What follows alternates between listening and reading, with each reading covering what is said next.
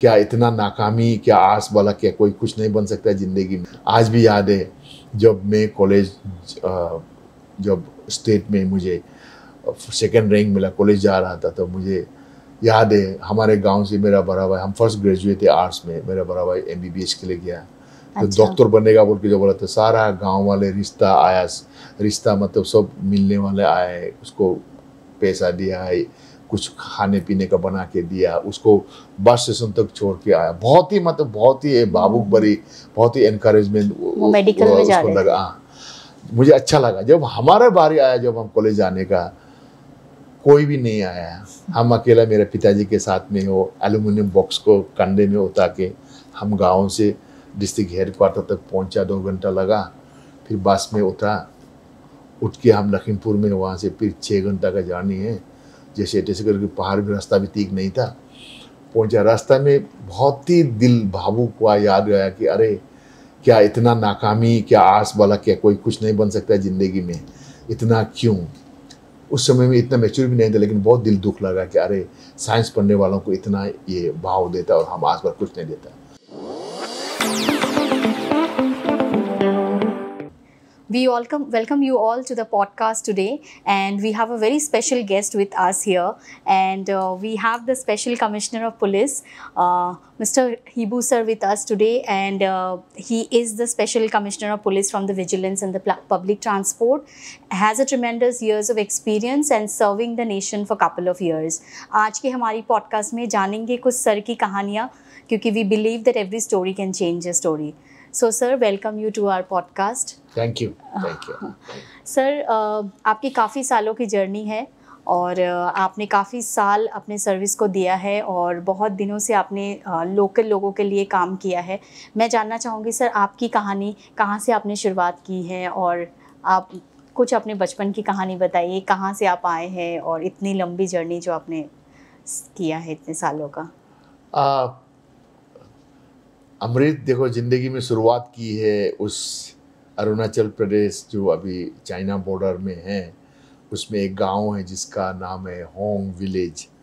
उसमें एक गांधी सेवा आश्रम है, जहाँ पे जो महात्मा गांधी का रिक्वेस्ट पे, आह्वान पे, असम में आके एक आश्रम वहाँ पे इस्टेब्लिश किया गया था। और उसमें जो गुनो बाइदेव बोल के एक गांधीवादी एक मैडम उसमें आई हमारे गांव के बाहर, उसी में हम लोग ज़िंदगी शुरुआत किया, पढ़ाई लिखाई संस्कार जो भी है उसमें शुरू किया है। और शुरुआत से ही हमारा, उस समय में तो ना बिजली था, ना पानी था, ना रास्ता था, फिर भी उस आश्रम में बिजली और सड़क और पानी नहीं होने के बावजूद भी हमने उसमें बहुत ही प्यार मिला है, हमें संस्कार मिला है, हमारा देश के बारे में, एजुकेशन के बारे में, ज़िंदगी में किस तरह से आगे बढ़ना है, कैसे अपना आप को संभालना है, बहुत कुछ सीखा है। उसके बाद में हम उसी गांव में पढ़ते रहें। बहुत कुछ कहानी तो है, बहुत ही संघर्ष करना पड़ा, दुख भरी संघर्ष, बहुत मेहनत, तपस्या बहुत किया, बहुत कुछ कहानी तो है, लेकिन 2-3 जरूर मैं बताना चाहूँगा। एक बार क्या हुआ, हमारे गांव में हम तो स्कूल के बाद में जब 12-1 बजे जब ख़त्म हो जाते थे, हम जंगल में जाके लकड़ी ले आ देते थे उस आश्रम के लिए, चावल वावल भी गाँव से ले आते थे, ताकि वहाँ में हम बना करके वो जो आश्रम वाले वो खाते थे। उसमें एक दिन क्या हुआ कि हम स्कूल सुबह सुबह जब स्कूल जाना होता तो बहुत बड़ा ज़बरदस्त बारिश हो रहा था, आसमान में गरज भी रहा था। बचपन से ना जाने स्कूल का बहुत पसंद था, पढ़ने में लिखने में, तो मैं जैसे भी करा के उसको, अपना किताब को अपना वो इसका कपड़ा के अंदर में रख के, हमारा गांव में होता है बैम्बू का बना हुआ इस तरह की टोकरी होता है, उसको लगा के भागा है। और पूरा जब स्कूल में पहुंचा, क्योंकि बहुत दूर है वहाँ से, जब स्कूल पहुंचते पहुंचते सारा कपड़ा गीला हो गया। और जब स्कूल में, जब क्लासरूम में, उस क्लासरूम में तो क्लासरूम था, लेकिन उसमें ना फर्नीचर था ना कुछ था, बस खाली था, हम लोग फ्लोर में बैठते थे। तो जब पहुंचा तो पूरा मेरा कपड़ा भीग गया। तो वहाँ का जो आश्रम वाले मुझे पूरा भीग गया, सारा देख के बहुत उनका दिल में दया आया, और मैंने कपड़ा खोल के उसको निचोड़ के आग में सुखाया। और मुझे बहुत ही अच्छा से उसका जो कपड़ा था वो उसमें कपड़ा लिपट के ताकि बुखार उखार ना हो जाए। आज भी मुझे याद है उन्होंने गले लगाया, उन्होंने बोला कि ज़िंदगी में ऐसा ही जुनून रखना, तो ऐसा होने से तुम ज़िंदगी में आगे बढ़ेंगे। तो बहुत एक प्रेरणा वो था। सर कोई आज बच्चा के नहीं आया। जो हम हाँ, यूथ को देखते हैं सर, बहुत हाँ, सारी सुविधाएं मिलती है हाँ, और अपने सॉफ्ट जोन से सर कोई बाहर नहीं बिल्कुल, निकलना चाहता है। बिल्कुल। तो जो कि आजकल बहुत ज़्यादा मेंटल हेल्थ के ऊपर लोग बात करते हैं। आपने सर एक ऐसी जगह से शुरुआत करी थी जहाँ शायद बेसिक चीज़ों के लिए भी एक लोगों को सोचना पड़ता था। बिल्कुल। वहाँ से लेकर के यहाँ तक की जो आपकी जर्नी है सर, आप पुलिस में बचपन से ही जाना चाहते थे या किस वजह से हाँ, आप ज्वाइन करना चाहते थे? बचपन से जब भी वर्दी वाला देखते थे, क्योंकि हमारा वो चाइना बॉर्डर में हर रोज़ फौज वोज आते थे पूरा सही तरीके से यूनिफॉर्म पहन के, तो उससे बहुत अच्छा लगता था। और उसके बाद में हाई स्कूल में जब हम अपना डिस्ट्रिक्ट हेडक्वार्टर में जो जीरो में जब हम स्कूल पहुंचा, तो मैं एयर विंग एनसीसी में भी ज्वाइन किया है और एनसीसी सी सर्टिफिकेट भी मुझे मिला है। तो उसके मिलने के बाद में और मेरा दिल में ये हो गया, क्योंकि एक तो है कि वर्दी वाला, एक तो डिसिप्लिन होता है, दूसरा फिजिकल फिटनेस बहुत रहता है, तीसरा मुझे ना जाने क्यों ये जो यूनिफॉर्म स्टार सल्यूट बहुत अच्छा लगता है। इसीलिए मुझे फॉरेन सर्विस में मुझे यूपीएससी में मिला था मौका, लेकिन फॉरेन सर्विस को मैंने नहीं लिया और अपना आईपीएस लिया और अरुणाचल का फर्स्ट आईपीएस बन के मैं आज यहाँ तक पहुँचा। बहुत लंबी जर्नी है सर। हाँ, बिल्कुल। सबसे ऐसा कोई मोमेंट जो आप हमेशा याद करते हैं, जो आपको लगता है कि आपकी ज़िंदगी की सबसे बेस्ट मोमेंट्स रही है? देखो, ज़िंदगी में बेस्ट और वर्स्ट मोमेंट तो था, हम लोग तो बचपन से संघर्ष, जैसा मैंने शुरू में बताया था, बस बचपन का जो भी याद आता है तो बस तकलीफ़ें, मेहनतें, पक्षपात और अकेलापन। जैसा अभी कुछ मैं आपको हादसा या इंसिडेंट बताऊंगा। जैसा कि देखो, जो हम आर्ट्स में क्लास, क्योंकि हम तो एक ही क्लास टीचर थी जो जिसका नाम गुनो भैरव, जो मैंने बताया था, वो हिंदी भी पढ़ाती थी, अंग्रेजी भी पढ़ाती थी, मैथ्स भी पढ़ाती थी, साइंस भी पढ़ाती थी, तो ऑल इन वन, जिसके कारण हमारा साइंस का इतना बैकग्राउंड ठीक नहीं था, क्योंकि बेसिक है ही नहीं। तो मुझे आर्ट्स जाना पड़ा। आर्ट्स क्लास 11 मेट्रिकुलेशन के बाद में आर्ट्स जब गया, तो किस तरह से हमें, मतलब समाज, मेरे परिवार से लेकर के अपना दोस्तों से लेकर के आर्ट्स स्टूडेंट को किस तरह से नीचा से दिखाया जाता था, उनको सोचता कि ये लोग बेकार है, तो कुछ का बनेगा नहीं। आज भी याद है, जब मैं कॉलेज, जब स्टेट में मुझे सेकेंड रैंक मिला, कॉलेज जा रहा था, तो मुझे याद है हमारे गांव से मेरा बड़ा भाई, हम फर्स्ट ग्रेजुएट थे आर्ट्स में, मेरा बड़ा भाई एमबीबीएस के लिए गया, तो डॉक्टर बनेगा बोल के जो बोला था, सारा गांव वाले रिश्ता आया, रिश्ता मतलब सब मिलने वाले आए, उसको पैसा दिया है, कुछ खाने पीने का बना के दिया, उसको बस स्टेशन तक छोड़ के आया। बहुत ही, मतलब बहुत ही भावुक भरी, बहुत ही एनकरेजमेंट मेडिकल में जा रहे लगा। मुझे अच्छा लगा जब हमारा बारी आया, जब हम कॉलेज जाने का, कोई भी नहीं आया, हम अकेला मेरे पिताजी के साथ में वो एल्यूमिनियम बॉक्स को कंधे में उतार के हम गांव से डिस्ट्रिक्ट हेडक्वार्टर तक पहुंचा। 2 घंटा लगा, फिर बस में उठ के हम लखीमपुर में, वहाँ से फिर 6 घंटा का जर्नी है, जैसे तैसे करके, पहाड़ भी रास्ता भी ठीक नहीं था, पहुंचा। रास्ता में बहुत ही दिल भावुक हुआ, याद आया कि अरे क्या इतना नाकामी, क्या आस वाला, क्या कोई कुछ नहीं बन सकता ज़िंदगी में, इतना क्यों। उस समय में इतना मैच्योर भी नहीं था, लेकिन बहुत दिल दुख लगा कि अरे साइंस पढ़ने वालों को इतना ये भाव देता और हम आस पास कुछ नहीं देता। दूसरा, जब मैं अरुणाचल में सेकंड पोजीशन आया, ये हादसा कभी नहीं भूलूंगा। मैं छुट्टियों में फॉरेस्ट डिपार्टमेंट में हम लोग नौकरी करने जाते थे, घास लगाना, और फिशरी डिपार्टमेंट में फिशरी फिश फोन बनाने के लिए तेका काम बोलता है ना, वो सारा लेकर के पूरा मिट्टी होकर अपना परवाह लेकर के करते थे। तो हम लोग छुट्टियों में उसमें थोड़ा पैसा कमा लेता था, बहुत अच्छा लगता था कि अपना ज़िंदगी में पहले बार कमाए। उस पैसा से जब हम क्लास 12 पास होने के बाद में मिठाई ले लिया, अच्छा करते, जब स्टेट में सेकंड पोजीशन आया, सबको दिया। उस हमारे डिस्ट्रिक्ट का एक बहुत बड़ा अफसर था, उनको मैंने बोला, अंकल पहले भी जानता था कि अंकल मैं अभी कॉलेज जा रहा हूँ, उनको भी मिठाई दिया, मिला है उसमें, तो बहुत खुश हुआ, अरे बहुत अच्छा होगा। तो सोचा, उन्होंने वो बोला कि अच्छा तुम डॉक्टर बनेगा ना, इंजीनियर बनने जा रहा है। बोला नहीं अंकल, हम आर्ट्स में पढ़ने जा रहे हैं। उसका मुंह चेहरा उतर गया, बोला चलो ठीक है बाबू उबू बनेगा। मतलब क्या बोले, वो मतलब सोचा कि ये तो कुछ भी नहीं बनेगा, बाबू क्लर्क क्लर्क ही बनेगा। मुझे बहुत दिल में झटका लगा, बहुत ही दिल में दर्द हुआ, बहुत दिन तक मेरा दिल में रहा। वो मुझे प्रेरणा देता है कि नहीं, हम आस में भी पढ़ के ज़िंदगी में हम आगे बढ़ेंगे। दूसरा और एक बात है, मैं जो और एक इंसिडेंट है, जब हम क्लास 12 पास करके कॉलेज में जाना था तो सारा सर्टिफिकेट अटेस्टेशन करना पड़ता है। उस अटेस्टेशन हम लोग तो किसी को जानता नहीं, हम तो कोई बड़ा अफसर में किसी को जानता ही नहीं था। कैसे कैसे करके डीएम ऑफिस में पहुंचा, वहाँ जो हमारा ईएसी बोलता है, आपका यहाँ में एडीएम बोलता है यहाँ पे, उसका ऑफिस में गया, अटेस्टेशन वही कर देता था। सुबह 9 साढ़े 9 बजे के करीब पहुंचा, पियोन को बताया कि एक स्टूडेंट आया गांव से अटेस्टेशन करने के लिए, रुको बोल के बताया।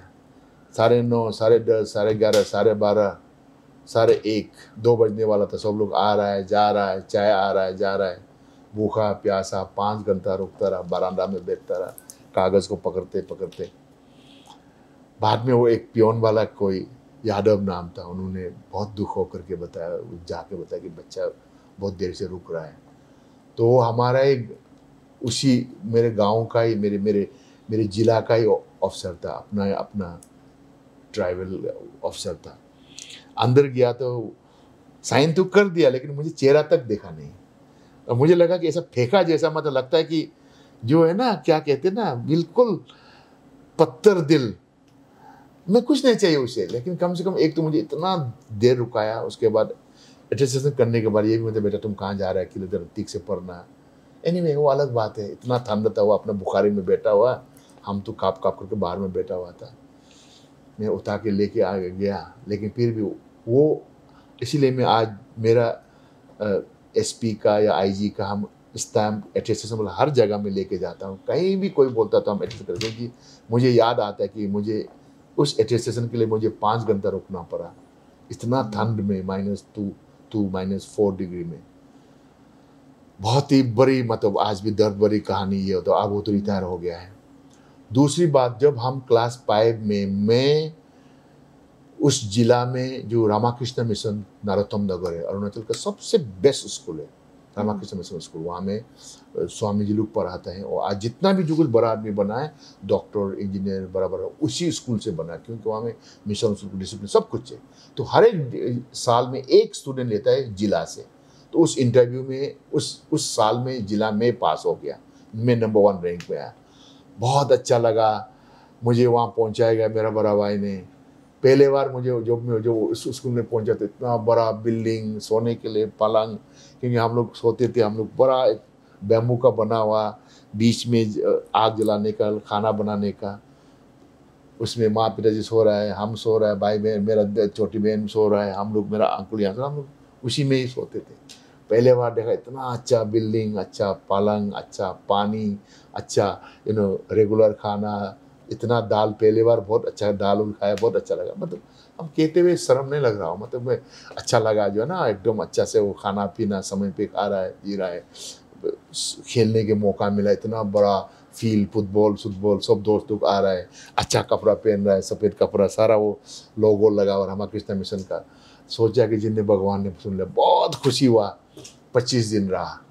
25 दिन के बाद में एक शाम को मुझे एक बार स्वामी जी ने बुलाया कि बेटा तुमको इस बार वापस जाना पड़ेगा, अगला बार तुमको हम लोग बुला लेंगे।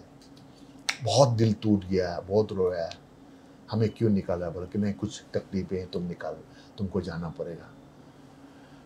रोते हुए मैं वहाँ से निकल गया, लेकिन जाते जाते मैं स्वामी जी को मैंने रिक्वेस्ट किया कि स्वामी जी मुझे एक टी शर्ट मुझे ले जाने दी, जो मैं पहन रहा, मेरे पास 2 टी शर्ट था, हमेशा 2 करके, एक चेंज, उसको ले जाने दीजिए। एक को उन लोग रख लिया। उसको ले जाके बहुत रोते हुए गांव पहुंचा है। 10-15 दिन स्कूल नहीं गया, बहुत शर्म लगा है कि मैं कैसा दिखाऊं, स्कूल में भी वापस नहीं गया। उस टी शर्ट का जो रामाकृष्ण मिशन का लोगों को हर शाम को देखता था, याद आता है, रोता था, मतलब माँ भी बहुत कभी कभी आंसू आ जाती थी, मतलब क्या हो, मुझे निकाल दिया गया, मेरा गलती नहीं था, मैं इतना अच्छा पढ़ाई में भी ठीक था। बाद में पता चला कि हमारा राज्य का PW मिनिस्टर का बेटा को एडजस्ट करने के लिए मुझे निकाल दिया गया, क्योंकि मेरे पास कोई सिफारिश नहीं था किसी नेता को भी नहीं जानता था, कोई अधिकारी को नहीं जानता था। बस दुखी होकर के मुझे वहाँ से निकाल ज़िंदगी में। और भगवान ने भी जब मुझे 3 साल उसको हर शाम को देख करके रो रो आँख आंसू अगले आ साल करके आपको बुलाया था सर? नहीं बुलाया। हाँ, उसके बाद में भगवान ने जो किया है, सारा गांव को आग लग गया, मेरा वो शर्ट भी जल गया, हमारा घर भी जल गया। चलो वो अलग बात है। जब मैं आईपीएस बना, आईजीपी बना अरुणाचल का, मुझे और हमारा उस समय का होम मिनिस्टर ताको दावी को, उनको चीफ गेस्ट बुलाया और मुझे गेस्ट ऑफ ऑनर बुला के इसी सेम स्कूल में रामाकृष्ण मिशन स्कूल मैराथन में बुलाया और मुझे कुछ भाषण देने के लिए बोला है। मैं अपना दिल की बरास, कितना सालों का जो मेरा अंदर में छुपा हुआ था, बरास निकाल दिया। बोलते बोलते मैं आँख में भी आंसू आ गया। सुनने वाला कुछ सुने लोग भी आँख में आंसू आ गया। स्वामी लोग भी चुपचाप सिर को नीचे करके। तो मैंने सबको यही बताया कि मुझे याद है इसी बराना से मैं 25 दिन यहाँ खेला करता था। मुझे याद है मैं रोते हुए इसी रूम से, मैं प्रिंसिपल का रूम से निकाल गया था। मुझे याद है रामाकृष्ण मिशन का ये सिंबल आप लगाते हुए। पानी तक नहीं पिया, लेकिन सबको यही मैंने बताया। तकलीफें ज़िंदगी में मुश्किलें सहता है। दूसरी बात, जब हम दिल्ली में आ रहा था, Brahmaputra mail, bogie number 7, seat number 17, आज भी मुझे बिल्कुल याद है। जब याद करता है तो बहुत दिल में मतलब एक भावुक सा हो जाते हैं। अकेला मैं कितना जेएनयू में एंट्रेंस पास हुआ, इंटरव्यू के लिए बुलाया था। बुलाने के बाद में मुझे जो मुगल सराय में फौज, 12 फौज पूरा लंबे लंबे पूरा यूनिफॉर्म में मेरा उसमें कंपार्टमेंट में घुसने के बाद में सब पिया हुआ था। सब हमको धकेल दिया है, बहादुर तुम उधर बैठो बोल के मेरा सामान को भी लात मार के बाथरूम का सामने में रख दिया और मुझे भी धकेल दिया। हम तो क्लास 12 पास ही, मतलब उसमें बीए पास ही तो आता, अभी इतना दुनियादारी देखा नहीं था। मैंने बताया कि मेरे पास टिकट थे, कंफर्म टिकट थे, मेरा ये कोई नहीं सुना। बाथरूम का सामने में रात भर बैठा, बहुत दिल में गुस्सा हुआ। मैंने सोचा बदला लूँ, एक को मार दूँ, हम भी जाम कर लेंगे। बहुत दुनिया भर का अलग अलग ख्याल आया दिमाग में, लेकिन मैंने अपना को काबू में रखा। चौथाई बीए जिस पास ही किया हुआ था, एमए के लिए दिल्ली में आ रहा था। उस आश्रम का संस्कार को आज भी याद है, जो उन्होंने कहा था कि अपना दुश्मन को, अपना जो तुम्हें इस तरह का जो शोषण करता है, उसे खून का बदला खून नहीं। जिंदगी में हो सके तो उस दिन जरूर दिखाना है कि ताकि तुम भी कुछ है। उस समय में तुम लाचार हो सकता है। तो बापू का इंसिडेंट को भी याद आता, हमें बताता था अफ्रीका में कैसा उसको फेंक दिया था, ये हुआ वो। बहुत दिल आज भी उसका बदबू का, जो बाथरूम का बदबू को याद आता है, आज भी याद आता है। वो रात का 11:30 बजे के करीब था। सुबह का हम 6:20 को पहुंचा है अपना Delhi old Delhi railway station में। वो सफ़र लगता है ज़िंदगी का सबसे लंबा सफ़र, दुख भरी सफ़र मेरे लिए वो हुआ। आज भी जब वो याद करता है तो जो है ना, हमारा जो हमें लोग बोलते हैं कि तुम बहादुर है, नेपाली है, तुम चीनी है। मैं तो अब समझ गया हूँ कि लोगों को पता ही नहीं है, मैं क्यों दुखी करूँ। जो करोल बाग में, नोएडा में, जो लाजपत नगर में ये बनिया या जो भी बिजनेसमैन है, जो भी लोअर जो कॉमन पीपल है, उनका पास तो ज़्यादा हिंदुस्तान के बारे में नहीं मालूम है। तो मैं जब भी जेएनयू में होता था, हम अपना इंडिया मैप को लेकर के चलता था। बाबा ये देखो ये है। जब वो मेरे हिंदी जब सुनते थे तो विश्वास नहीं होता था, हिंदी भी बोल पा रहा है। दिखाता था ये हमारा भारत है, इसमें अरुणाचल है, इसमें हमारा 62 में युद्ध हुआ था। हाँ मतलब इस तरह से, मतलब मेरा ये कि जो नहीं है को गुस्सा करके क्या करना, उसको बताना पड़ेगा। तो हमारा उसको नहीं मालूम है तो हम कैसा गुस्सा। जेएनयू में जब हम स्ट्रगल कर रहा था, बहुत मुश्किल है। दिल्ली यूनिवर्सिटी में मैंने एडमिशन लिया था लॉ में, बहुत महंगा था, मुझसे नहीं हुआ। इतना पैसा कहाँ से देगा, इतना फीस हाई, इतना किताब दामी, इतना अपना जो है ना हॉस्टल उसमें मिला नहीं था। वो 6 महीने के बाद मिलता है, बोलता है इतना काम रोक सकेंगे, इतना 12 और लेता था। जेएनयू में पास हो गया, मेरा एंट्रेंस का रिजल्ट हो गया, जेएनयू में शिफ्ट किया। बहुत प्यार मिला, बहुत ही अपनापन हुआ, एनवायरनमेंट बहुत अच्छा। आज टीचर लोग अपना गुरु जैसा, जो मुझे अपना आश्रम को याद आता है। और उसमें खान पान भी बहुत सस्ता में मिलता था, कोई पक्षपात नहीं जेएनयू में रहा। और ये तो हुआ मैंने जेएनयू के बारे में। जब मैंने ट्रेन से पहुंचा तो अब अरुणाचल भवन, कौटिल्या मार्ग में बिहार भवन का साथ में अरुणाचल भवन, उसमें पहुंचा तो 7:15 जैसा को मैंने पहुंचा तो उसमें मेरे लिए कोई रूम नहीं था। जब 9 बजे मैं इंतज़ार किया अपना स्टील एल्युमिनियम ट्रंक में बैठ के, जब वहाँ के डिप्टी रेसिडेंट कमिश्नर आया, मैंने बोला कि सर मैं दिल्ली में आया हूँ, मेरा ये जेएनयू का एंट्रेंस के लिए मेरा इंटरव्यू है, मुझे थोड़ा सा सोने के लिए, क्योंकि मैं किसी को नहीं जानता हूँ। ऊपर नीचे तक देखा, मिस्टर मजुमदार नाम था। एनीवे बोलना तो नहीं चलेगा, अब दुनिया में भी नहीं है, आईएएस वाला था। तो अपने पियोन को बोला कि सीतू थे, बोलते नहीं सर सीतू नहीं है, प्लस तुम्हारा कोई रेफरेंस है? सर रेफरेंस भी नहीं है। तो रुको बोल करके हम बोल के अंदर चला गया। 7:15 से उसमें भी फिर मैं अपना वो जीरो जैसा इंतज़ार किया। 8 बज गया, 9 बज गया, 11 बज गया, 12 बज गया, लंच ब्रेक हो रहा है। कोई वहाँ में बाहर में जो पियोन था 2 बार मुझे पानी पिलाया याद है, बिकॉज मुझे पता था कब बुलाएगा। उसी का भरा, उसी का वेटिंग रूम में बैठा हुआ था अपना एल्युमिनियम बॉक्स का ऊपर में। 5 बज गया, 4 बज गया। जब 5:30 हो गया तो वो निकाल रहा था। बीच में तो क्या बहुत लोग आया मिला, चलो वो अलग बात है। जब निकालते समय मैंने बोला कि सर मेरा लिए कहीं जगह नहीं, कुछ हुआ है क्या? भूखा प्यासा, कुछ खाया नहीं, 1-2 बार पानी पिलाया बस। तो उसका पियोन को बोला कहीं जगह नहीं, तो हम लोग क्या करेंगे? वो पियोन मुझे दिन भर देखा है, तो उन्होंने मुझे, उसका दिल में दया लगा हुआ। तो बोला कि सर जगह तो नहीं है, लेकिन हमारा नीचे में हम लोग एक गोदाम है, उसमें आधा प्याज है, आधा आलू है, उसमें सर हम उसमें बाकी खाली है, उसका आधा खाली है, ये स्टूडेंट नहीं है तो हमें एडजस्ट हो जाएगा। हम बोला सर हमको वहीं दे दो। नीचे गया,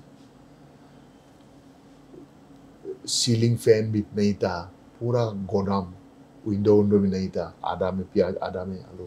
अपना न्यूज़पेपर को बिछा के साफ सफाई करके, जहाँ पे ड्राइवर और वो लोग बाथरूम तो नहा हुआ के बाहर में जाके रेहड़ी वालों से कुछ सब्जी, और ये लोग रेहड़ी वालों से सब्जी और जो पूरी खा करके वापस आया। रात का बहुत अच्छा नींद आया। जब 2 बजे के करीब तब सारा घर हिला दूम दूम दूम करके, तो मैंने जाग गया और बाहर आया। चौकीदार को पूछा कि अंकल क्या हुआ? तो बोला कि बेटा ये हमारा मंत्री का बेटा का आज बर्थडे है। तो बहुत ज़ोर ज़ोर से I want to break free गाना, अंग्रेजी गाना बजा बजा के वो लोग फुर्ती कर रहा था। सुबह तक उन लोग इतना जोर में लाउड म्यूजिक करके बजा रहा था, नींद ही आया नहीं। आज भी जब ये I want to break free, ये सॉन्ग जो क्वीन ने जो बनाया, इसको जो भी सुनता है तो मुझे उस पल का याद आता है कि जब हम उस गोदाम में सो रहे थे और रात में इतना डिस्टर्ब हुआ। चलो वो अलग बात है, उससे बहुत कुछ सीखा है ज़िंदगी में क्या होना है। उसके बाद में जब हम जेएनयू में हम पढ़ रहा था, बहुत अच्छा मुझे, जैसा मैंने पहले बताया, एक गुरुकुल का जैसा मुझे महसूस हुआ। लाइब्रेरी 24 घंटा खोलता था, खान पान भी बहुत अच्छा हमें देता था, और वहाँ में कोई भी स्टाफ दिल्ली यूनिवर्सिटी जैसा बोलना तो नहीं है, वहाँ में हर चीज़ के पोस्ट मास्टर भी सामान देने से पहले पैसा मांगता, मनी ऑर्डर आने से भी पहले चाय पानी मांगता था। जेएनयू में ऐसा बिल्कुल नहीं था, हमारा उसमें अलग दुनिया था। वहाँ से हम 6:15 बस, जो हमारा जेएनयू का बस है, कम से कम 25 जैसा बसेस हैं वहाँ पे हमारे। जब भी उसको देखना माँ जैसा याद आता है, बिकॉज वही 6:15 बस हम 10 रुपया दे करके, हर एक महीना में 10 रुपया, उससे सारा और तुम वो कार्ड बना करके कहीं भी दिल्ली में तुम जा सकता है। तो हमारे जेएनयू का पढ़ाई अलग है, उसमें आपको सेमेस्टर और रिसर्च करना पड़ता है। तो हमें जवाहरलाल नेहरू मेमोरियल लाइब्रेरी जो चाणक्यपुरी में हम लोग को जा करके, बिकॉज हम सोशियोलॉजी में कर रहा था, सोशियोलॉजी में जो हिस्टोरिकल जो मूवमेंट, इम्पैक्ट ऑफ सोशियोलॉजी, जो कैसा सोशल डेवलपमेंट फ्रीडम स्ट्रगल में क्या था, तो उस लाइब्रेरी में बहुत किताब था। तो हम भी वहीं जाते थे। हम अपना सुबह जा करके शाम को हम लोग वापस आ जाते थे। तो सुबह ब्रेकफास्ट तो जेएनयू में खाता था, उसमें 4 ब्रेड ले करके, लाल वाला जैम लगा के, बिस्लरी पानी को वहाँ से अपना फ्रिज से ले करके एक थैला में बांध के हम लोग वहाँ जाते चुपचाप। हमारा बाकी दोस्त लोग तो चलो उनका बहुत नसीब अच्छा था, माँ पिताजी बड़ा बड़ा मंत्री, एमएलए, आईएएस, आईपीएस, बहुत ठेकेदार लोग का बेटा होता था। वो लोग अपना यहाँ आकर के जब 12-1 बज जाता था, पूरा का पूरा खाली हो जाता था लाइब्रेरी। वहाँ जाके जो रिसर्च हम लोग कर रहा था, बाहर जाके पिज़्ज़ा वूजा दुनिया भर का जो भी है वो अपना दुनिया में मौज मस्ती। लेकिन हम अकेला था कि जब हम चुपचाप जब सारा निकालने के बाद में लाइब्रेरी के कोना में फटाफट उसको खोल के निकाल के ब्रेड को खा के, एक बार आर के शर्मा जो वहाँ का लाइब्रेरियन था, ऐसा 10-15 दिन गया, 10 या 12 दिन का उस बीच में मुझे एक बार देख लिया सामने में खड़ा होकर के कि बेटा तुम बाहर नहीं है, दोस्तों के साथ नहीं जा रहा है। पता नहीं उसको अच्छा लगा, मतलब देखा होगा उसका चेहरा में मुझे बहुत दया या बहुत ही मुझे एक अपनापन लगा। और सारे मेरे बारे में पूछा है, तुम्हारा पिताजी क्या करता है, कहाँ से आया है और तुम क्या है। तो हम बोला अंकल उन लोग का जैसा इतना इतना पैसा हम लोग तो नहीं हो सकता, इसलिए हम तो इसी से हम मेरे लिए हम खुश से हम उनके जैसा हम बनना भी नहीं चाहता है, मेरे पास पैसा भी नहीं है। बहुत उनका दिल में वो लगा कि इतना तकलीफ से आया, ये इतना तकलीफ करके आया। तो उन्होंने बोला कि आज के बाद बेटा तुम मेरे नाम पे जो तुम्हें किताब चाहिए तुम ले लो, 10-15 दिन तुम जब बैठ के तुम रूम में लिखो, उसके बाद में तुम हमें वापस दे देना। मुझे बहुत अच्छा लगा, हम तो रो दिया, गले लगाया, रो दिया, उसका किताब दे गया। मैं 10-15 दिन तक उधर पढ़ा सारा करके आ गया। ऐसा कर करके ज़िंदगी मतलब गुजरता गया। जब हम आईपीएस बना, मेरा मिताई सबसे लेकर सबसे पहले भागा मैंने सर को देने के लिए। जब मैंने वहाँ जवाहरलाल नेहरू मेमोरियल उसमें जो उसमें चाणक्यपुर में पहुँचा तो गेट में बताया कि वो ऑफिस देखा तो वो बंद है, उसका लाइब्रेरियन का ऑफिस। तो पूछा तो अंकल शर्मा सर कहाँ गया? तो बोला बेटा इसका 7 दिन हो गए, देहांत हो गया। हम उधर ही बैठ गया आधा घंटा, ना जाने क्यों, मतलब जिसको मैं इतना दिल से, एक दिल्ली में एक तो था जो अपना मानता था, जिसको मुझे मेरा दर्द को, मेरा तकलीफ को समझा। चलो वो ज़िंदगी की और एक अलग बात है। और दूसरी बात, जब हम जेएनयू में था, हमें हर एक महीना में मेस फीस देना होता था। मेरा माँ पिताजी से कभी कभी मनी ऑर्डर आता था, एक महीना में बहुत मनी ऑर्डर आया नहीं था, देर हो गया था। देर होने के बाद में, आने के बाद में मुझे हॉस्टल से निकालने का वार्निंग लेटर आ गया। वार्निंग लेटर आने के बाद में फिर मैंने क्या करूं, किसको बताऊं? तो हमारा एक प्रोफेसर था, प्रोफेसर योगिंदर सिंह, जिन्होंने बहुत फेमस किताब संस्कृताइजेशन का किताबें लिखा था। सर का मैंने एचओडी का ऑफिस में उसका घर में गया, मुझे चाय पिलाया और पूछा कि तुम कि क्या हुआ। मैं बोल नहीं पाया, मैं पता नहीं आंसू आ गया था। बोला कि नहीं बेटा तुम बताओ। बोला कि सर मेरा अभी मनी ऑर्डर नहीं आया, हॉस्टल खाली करने के लिए ये आया हुआ है, मैं पता नहीं मैं कहाँ जाऊँ, क्या करूँ। तो मेरा वो लाचारपन को समझ गया। फिर वो अपना हॉस्टल वार्डन से बात किया, मिला, वो अपना उसी पैसा से उन्होंने अपना उसी से मेरा भर दिया। भरने के बाद में मेरा वो उस समय में ये हो गया था। ऐसा करके ज़िंदगी में बहुत कहानियाँ हैं जो आई कैन गो ऑन। आप सर डेस्टिनी में बिलीव करते हैं सर? हाँ, जो मुझे मालूम है कर्मा, इस बात को मैं तो बिल्कुल बिलीव करता हूँ। शायद पिछला जन्म में कुछ ऐसे किया था होगा कि ऐसे मुझे जन्म लिया है, मुझे कोई गिला शिकवा नहीं है। तो लेकिन एक बात है, अगर कर्मा हो, भगवान को बहुत अच्छी तरह से मानता हूँ। मंदिर में भी जाता हूँ, मस्जिद में भी जाता हूँ, गुरुद्वारा में भी माथा टिकने जाता हूँ, गिरजा में भी मैं हर रविवार को जाता हूँ। पॉइंट ये है कि नाम अलग हो सकता है लेकिन मालिक एक है। तो ऐसा करके स्ट्रगल करते करते बहुत कुछ हुआ। इसलिए तुम सोच रहे हो हमारा एनजीओ कैसे खुला, इसी से जोड़े हुए हैं। बचपन में इतना तोकर खाने के बाद में सर आप जैसे सोसाइटी के लिए बहुत कुछ कर रहे हैं, क्योंकि जैसे हमने ऑलरेडी स्टडी किया आपके ऊपर, आप अपनी सैलरी का 50% भी डोनेट कर रहे हैं। आपने अपने एनजीओ के थ्रू भी आपने अपने एरिया में भी आपने बहुत रिफॉर्म्स लाए हैं। और सर उसके बारे में कुछ बताइए कि देखो, जब हम आईपीएस बन गया, लोगों को विश्वास नहीं हुआ कि मतलब उस गांव से, इतना दूर दराज गांव से कोई एक आईपीएस बन सकता है, वो भी अरुणाचल का पहला आईपीएस अफसर। तो जब मेरे बारे में जो बहुत बच्चे लोग, युवा लोग ने पता चला, तो हर कोई पता नहीं ना जाने क्यों मुझे मिलने लगे, कांटेक्ट करने लगे।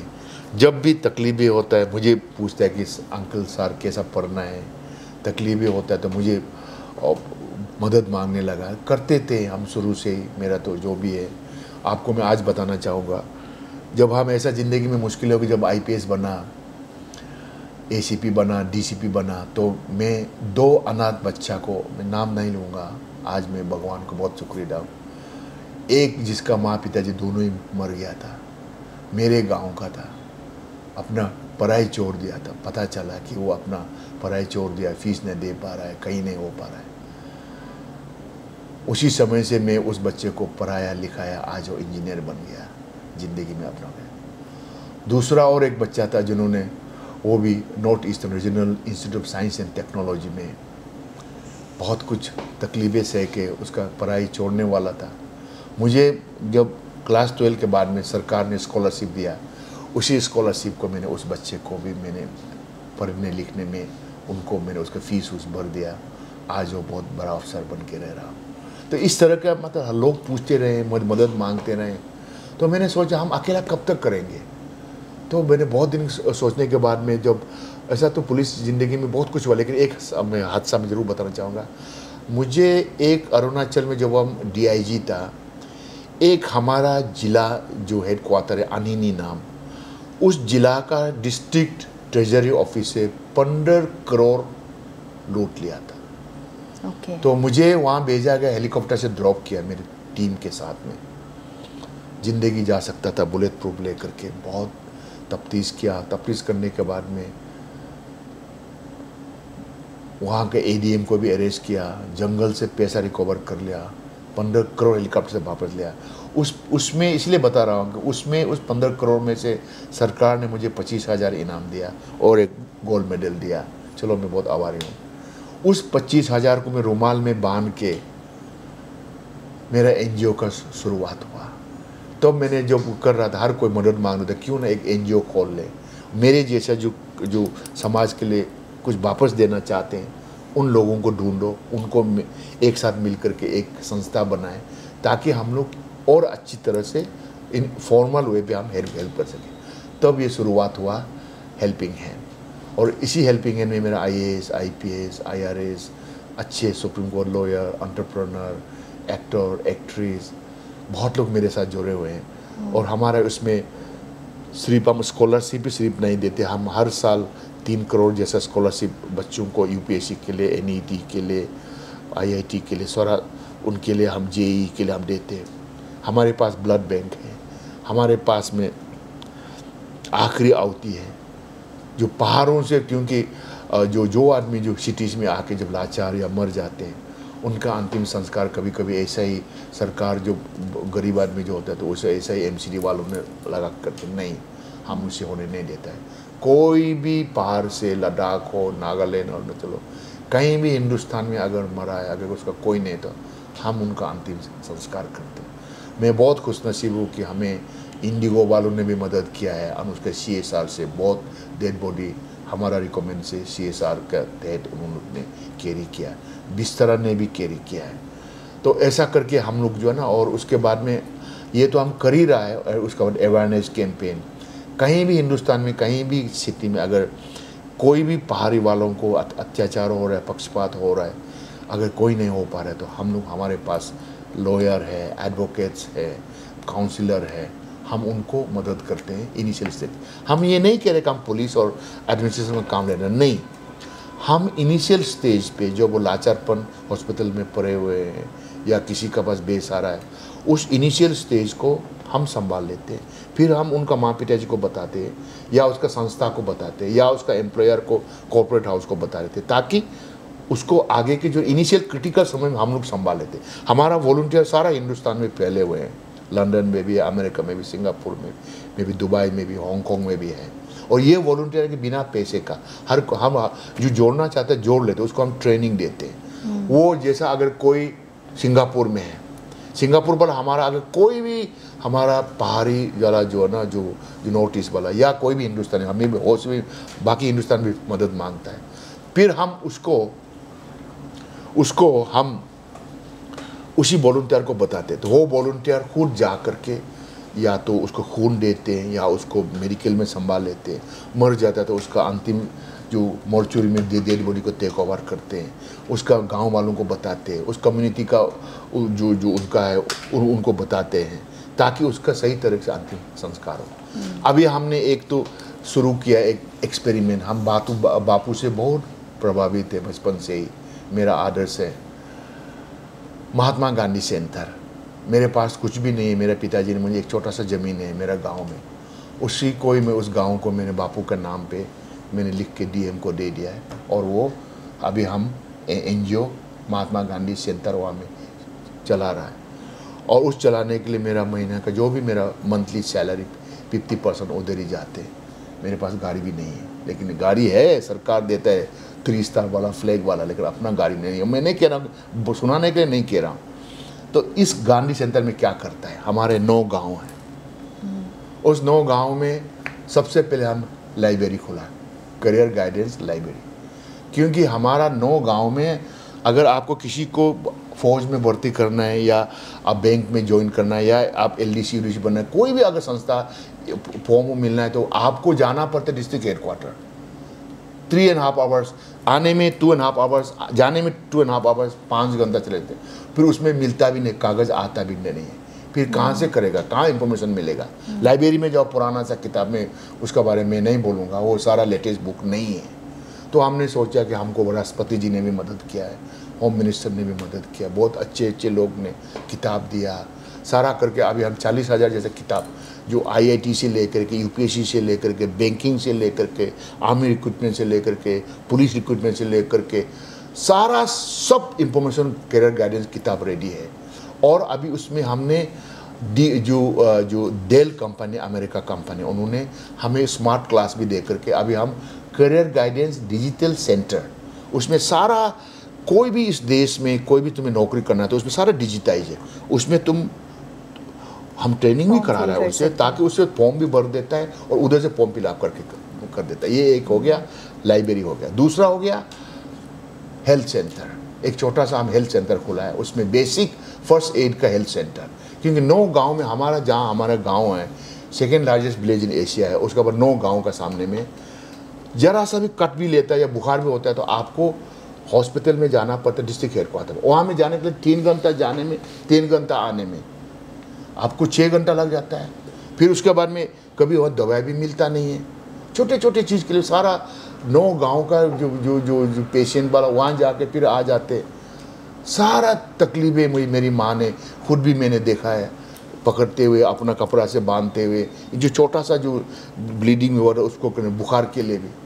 तो मैंने बहुत कुछ जांच पड़ताल करने के बाद में मैंने बिल्डिंग में उसमें एक हेल्थ यूनिट खोला, और उसमें अभी एक वेल ट्रेन नर्स है, बहुत अच्छा नर्स है, उसमें बुखार का, इसका उसका, काटा हुआ बेजी देना, प्रेशर का, सब कुछ अच्छे वो करा था। अब मैं बहुत खुशी के साथ कह सकता हूँ कि सत्या साई बाबा जो सेंटर है, जो अभी पुट्टुपर्ती वाला, उन्होंने अभी सर्वे कर रहा है कि उन्होंने फुल इसको टेक ओवर करेंगे। बहुत उनको इम्प्रेस हुआ कि इतना गांव में कर रहा है। तो वहाँ में डिजिटाइज जो है ना, वो जो टीवी से भी कंसल्टेशन वाला, टेली कंसल्टेशन वाला भी और भी करके सर्वे भी कर रहा है। तो इनिशियली 6 सिग्मा वाला एक माउंटेन वाला मेडिसिन, वो भी हम लोग को मेडिसिन बेचता था। तो अभी हम लोग को वहाँ से भी हर जगह से मेडिसिन इधर उधर करके हम यहाँ से राजन में बेच देते हैं। तो एक हमारे लिए एम्स जैसा हो गया उस 9 गाँव के लिए, क्योंकि वहीं में नर्स 24 घंटा रहती है, सारा उसमें देकर लेता है। तीसरा है हमारा फार्मर्स हब है, उधर में किसान क्या होता है कि 9 गाँव में जो भी थोड़ा आमदनी 3-4 केजी जो आपने सब्जी ज़्यादा उगाला या आपका जो भी फल फूल मिला है, उसको जब डिस्ट्रिक्ट हेडक्वार्टर ले जाएगा तो 6 घंटा लगे आने जाने में, कभी बिकता भी नहीं है। तो ऐसे ही उसको गाय भैंस को खिला देता है। तो हम लोग ने गुवाहाटी और कलकत्ता एक कॉर्पोरेट जो एग्रीकल्चर प्रोडक्ट जो लेता है उसे MOU साइन करके फार्मर हब, कोई भी उस 9 गाँव में जो ज़्यादा थोड़ा आमदनी सब्जी या फल फूल मिलता है तो वो जाकर के उस गांव में सेल कर, उसी हब मार्केट सेंटर में सेल कर सकता है। और हम 10% मार्केट रेट से ज़्यादा ऊपर देता है। फिर वहाँ में स्टोरेज है, फिर उसको ले जा कर के होटल में भी वो अपना जो उसका कंपनी का अपना लेवल पे अपना गुवाहाटी तक ले जाते हैं। अपना बड़ा वाला गाड़ी, अभी तो थोड़ा रास्ता ठीक ठाक थोड़ा सा हो गया, अभी वो करा के कभी कभी तो लैंडस्लाइड होता है, वो अलग बातें करके क्या। तीसरा है हमारा काउंसलिंग सेंटर। दुख की बात है कि हमारा उस पहाड़ों में बहुत हिंदुस्तान से दूर है जोग्राफिकली। कितना आत्महत्या कर लेता है जवानी लोग, शराब पी के, ड्रा खा करके, चोरी चक्कर में सारा करके, पूरा डिप्रेस हो करके बहुत लोग आत्महत्या करते हैं। तो हमने इधर उधर से करके अल्टीमेटली काउंसिल इंडिया ने अभी एक काउंसलिंग सेंटर खोला है, counselling hub Mahatma Gandhi centre में। ये अभी लंदन से आई हुई ट्रेन एक काउंसलर, ताकि कोई भी जवान लड़का लड़की जो इस तरह का जो मेंटली डिप्रेस है या दुखी है, उसको काउंसिल करने के लिए ऑलरेडी स्टार्ट किया है काउंसिल इंडिया ने। और हमने देखा है कि वहाँ में बिजली बनाने वाला प्लम्बर के लिए हर समय में हमें बिहार से, यूपी से, असम से, बंगाल से मंगाना पड़ता है।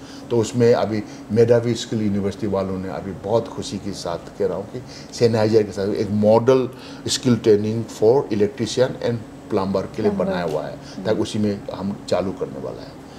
तीसरी बात है कि वो बच्चे लोग जो 9 गांव का बच्चे लोग बस वो डकरी लाओ खेत के जंगल में जाके करने और खेलने का जगह नहीं है, तो हम उसी जगह में चिल्ड्रेन पार्क बना दिया है। जोलना स्लाइडिंग जैसा दिल्ली वाला है।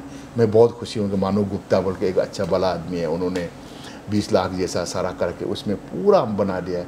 तो सारे बच्चे वहाँ आते खेलने के लिए। अब जाते हैं सर, अब तो कितना बदल गया है। हाँ बिल्कुल जाते हैं। उसके बाद में मैं आपको बताना चाहूँगा, जो इंडियन फ्लैग फाउंडेशन है, मैंने बोला कि आप जब बापू का नाम में कर रहा है तो एक हमें बहुत एक झंडा की ज़रूरत है। तो नवीन जिंदल सर ने हम उसको मिलने गया, उन्होंने 27 लाख सैंक्शन करके अरुणाचल का हाईएस्ट 80 फीट फ्लैग अभी जो है ना हमारा राष्ट्र ध्वज अभी भी वहाँ में हम लोग ने होइस्ट किया है, ताकि सबसे पहले उधर ही हमको दिखाई देता है एक तरह की इमोशनल अटैचमेंट। दूसरा है कि उस झंडा को देखने से हर कोई अपना देश का बारे में याद दिलाता है। और सबसे मुझे इमोशनल अच्छा लगा कि उसमें जो आदित्य घोष है, जो आकाशीय एयरलाइन का को फाउंडर, उन्होंने स्पॉन्सर किया है महात्मा गांधी का स्टैचू, 7 फीट ब्रॉन्ज स्टैचू। उसको हम लोग ने वहाँ पे इनागोरेट किया है। दिल्ली से ले गया, कैसे करके इतना तकलीफ हुआ, बहुत ही मेहनत करना पड़ा, बना के बापू का स्टैचू ले गया। और महात्मा गांधी का ग्रैंड डॉटर तारा गांधी, जिन्होंने बापू के साथ 12 साल से लेकर 20 साल तक उनके 8 साल उनका साथ रही, उन तारा गांधी को बुला के इनागोरेट करने दिया, गांव वालों को ये वो करने दिया। और आपको मैं ये भी बहुत खुशी के साथ बताना चाहूँगा, WPILA जो एक कंपनी नाम है, उन्होंने उस महात्मा गांधी सेंटर को पानी वाटर नीचे से गाय से लेकर के टैंकी खोल के, ताकि हमारा गांधी के सेंटर को वो पानी मिले और गांव का में भी 7 आउटलेट पॉइंट मिले। सर्वे अभी चल रहा है। और अभी हमारा गांव बहुत गंदा है, तो इसके लिए हमने साबरमती आश्रम वाला और एग्रोसेल जो JNK में बहुत सक्सेसफुली इम्प्लीमेंट किया है। बहुत बदबू आता है, मैंने उसके लिए भी रूरल सैनिटेशन के, ताकि पहाड़ी लड़का आदमी लोग कैसे जब घर बनाता। अभी क्या होता है कि हमारा कहते हुए शर्म की बात नहीं है, अब हम छांग बैम्बू से बना हुआ नीचे में खाली है, उसमें सुअर रहते हैं और उसी में आप तत्ती उत्ती करते हैं, वैसा करके बिल्कुल बदबू आता है। तो इसको अब मैंने सारी बताया। तो अभी टीम जा रहा है, संजीव बोल के एक बहुत अच्छा अफसर ये है, जो जिन्होंने एग्रोसेल का और भी उनके साथ में जो है उसका टीम ले करके, ताकि उसमें हम एक, मैंने यही कहा कि बापू शौचालय को बहुत पसंद करता था। सबसे कुछ भी करने से पहले बापू महात्मा गांधी शौचालय और रसोई को देखने जाता था। तो मैंने उनको कहा कि इस महात्मा गांधी सेंटर में आप एक शौचालय सूचना केंद्र खोल दो, ताकि हम पंचायत वालों को बताएंगे कि आपका शौचालय कैसा होना चाहिए, ताकि ज़्यादा कॉस्ट भी ना हो, एनवायरमेंटल फ्रेंडली हो। फर्स्ट। सेकेंड, हमने कहा कि अगर आपका पास पैसा है तो आप सबसे गरीब वालों को आप शौचालय बना दो, हम लोग बना देगा। और मैंने जो पंचायत मेंबर को पूछा कि अरे सरकार तो बहुत पैसा देता है, 12,000 देता है, सब लोग ने पंचायत गांव वाले बताया कि वो तो उससे तो कुछ बन ही नहीं पाता है, पैसा तो ले लेता है लेकिन वो पुराना ज़माना वाला वही वाला ही वो शौचालय पूरा वो चल रहा है, तो इसलिए बन नहीं पा रहा। तो हम लोग सोचा कि जो सबसे गरीब है उसका लिस्ट बना करके हम लोग हेल्पिंग हैंड और महात्मा गांधी सेंटर सुपरविजन में उस गरीब को पहले अवेयरनेस देंगे कि तुम ये ऐसा ऐसा क्या क्या लाभदायक है, क्या क्या कैसे होना है, उसका घर में हम लोग शौचालय बना देंगे। और गाँव के बीच में से एक छोटा सा 2 नाला मैंने उनको प्रपोज किया कि ताकि जब भी गंदे होगा पूरा उसको गंदगी को लेके चले। और हमारा उसी जो गांव का बगल में एक छोटा सा नदी है जो 9 गांव के बीच में से जाता है, कलेरी बार बोल के, मैंने उनको बोला कि आपके लिए गंगा है यमुना है, हमारे लिए वो गंगा से भी भर करके हम इसी पानी से जीता है, इसी पानी से हम पानी लेके हम अपना ज़िंदगी गुजारा करते थे, लेकिन अब वो मर रहा है क्योंकि गंदगी फेंका हुआ है, किसी ने ध्यान नहीं दिया है, पानी सूखते जा रहा है। उन लोगों को रिक्वेस्ट किया कि उसके लिए भी वो सारा कर रहा है। बताने के लिए तो बहुत कुछ है अमृत जना, और अगर पूछना है तो आप पूछ लीजिए।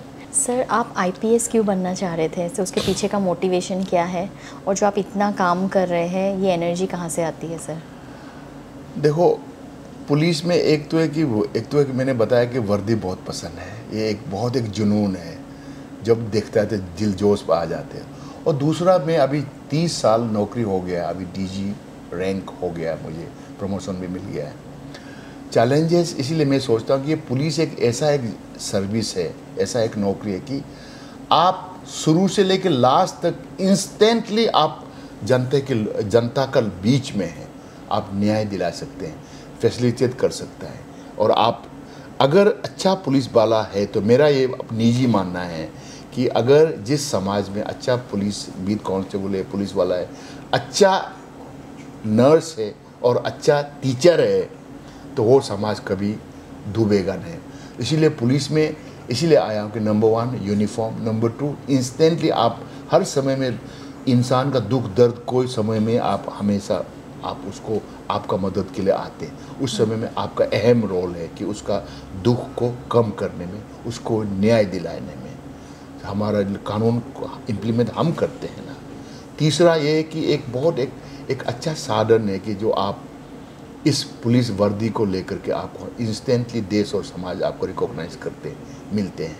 चैलेंजेस तो बहुत है, बहुत कुछ है, लेकिन जो भी पुलिस में ज्वाइन करता है अगर वो उसको नौकरी नहीं बल्कि एक सेवा करने का एक साधन, आपको पे तो मिलेगा ही, तो अगर करता तो आप वो समाज बिल्कुल आगे बढ़ सकते हैं। एनर्जी की बात है, देखो अमृत, मैं मानता हूँ कोई भी आदमी अगर कोई भी काम में अगर वो दिलचस्पी रखता है, उसे अगर अपना अंतरात्मा से उसको पता है कि ये मेरा अच्छा है, मुझे करना चाहिए, मेरे लिए ठीक है, मेरा समाज के लिए, मेरा देश के लिए, मेरे गांव के ठीक है, तो उसको कहने की ज़रूरत ही नहीं होता है।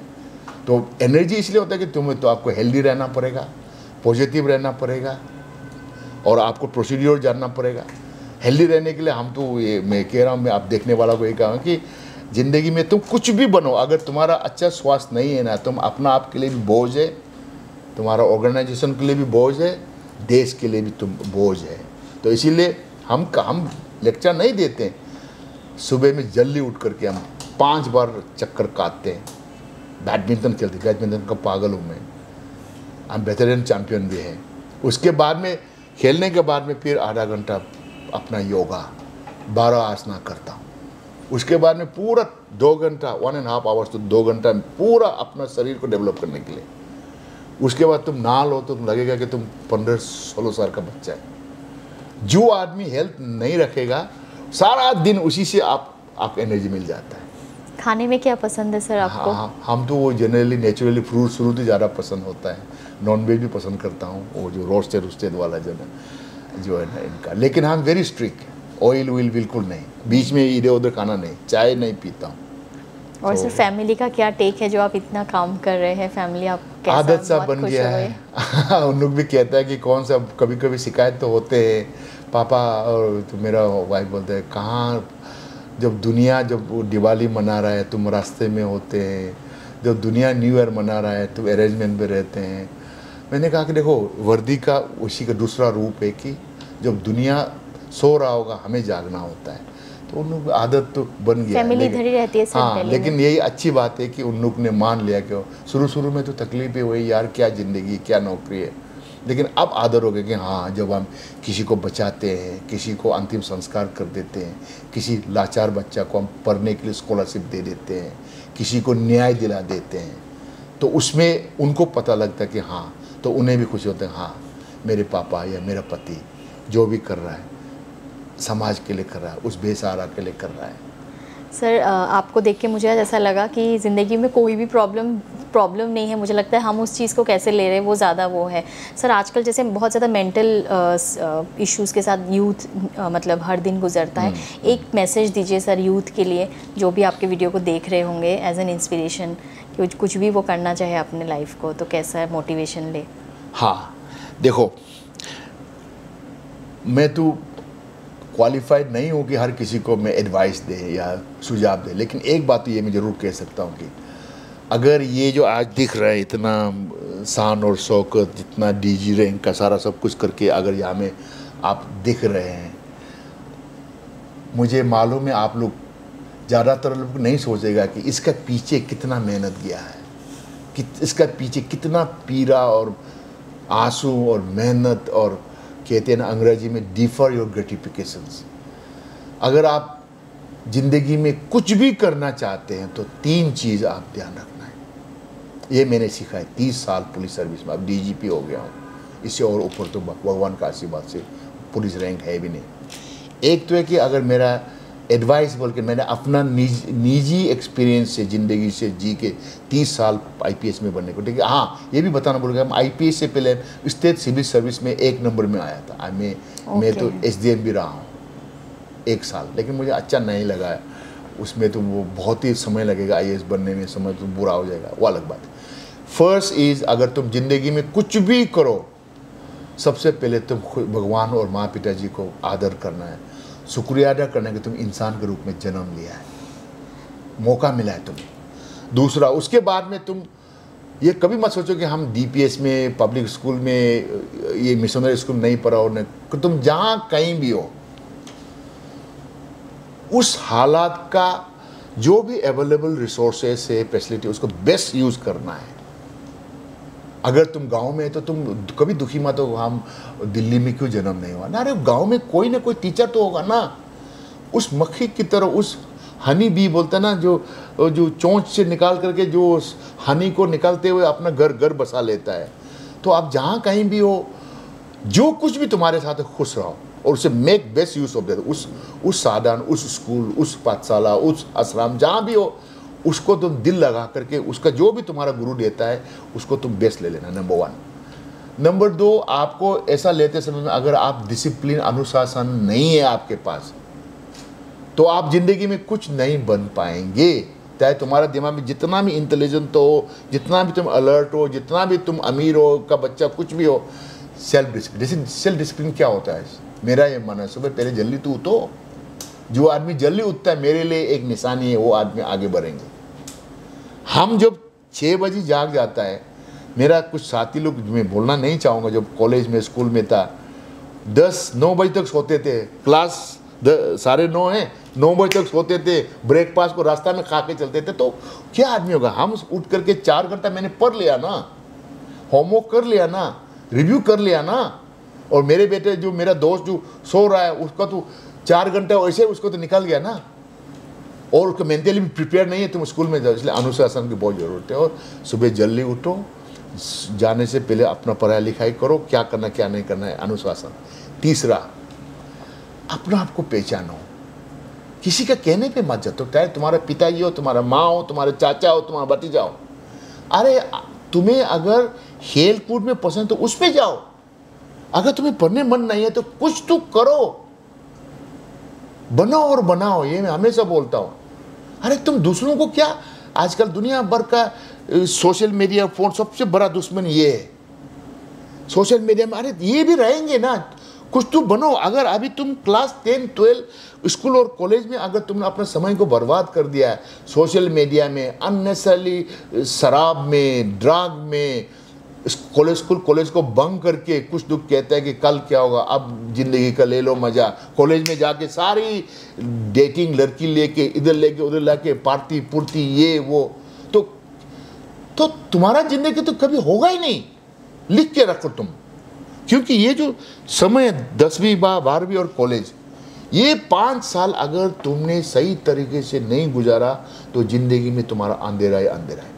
जो बच्चे जो युवा ने इस 5 साल को जी जान लगा दिया है तो तुम्हारा जिंदगी आगे बढ़ेंगे। मैंने कहा कि तुम पहचानो तुम क्या चाहते हैं। जैसे मेरे पास मैथमेटिक्स नहीं था, हम लोग तो नसीब नहीं था। क्लास 9 में मैथमेटिक्स टीचर मिला अच्छा स्पेशल, जो MSc मैथमेटिक्स पढ़ने वाला, उसका मतलब मिला ही नहीं।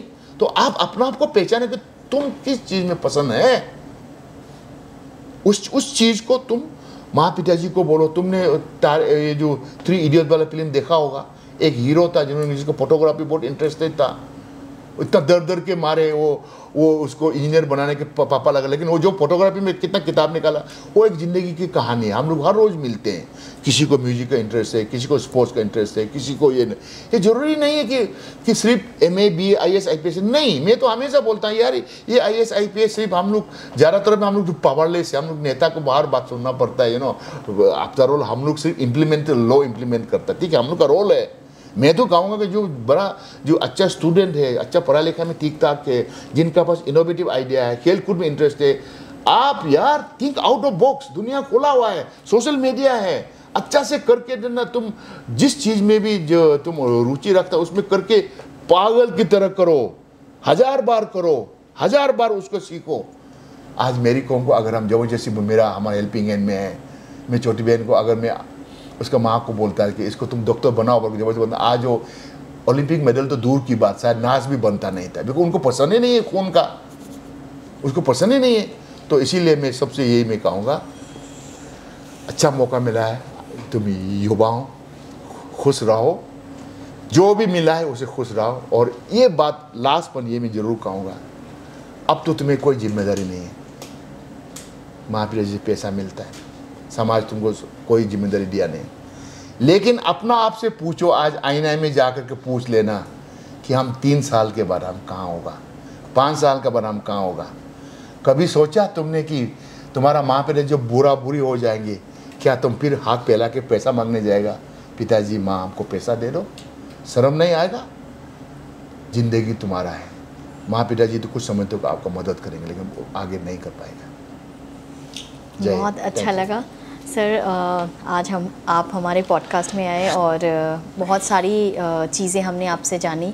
और thank you so much Robin ji कि आप हमारे साथ जुड़े। और मैं चाहूँगी कि ऑडियंस ने भी आज आपसे काफ़ी सारी मतलब गाइडेंस लिया है और यूथ ने भी लिया होगा। Thank you sir for joining with us in Crazy Tales podcast sir. Thank you so much sir. Thank you sir.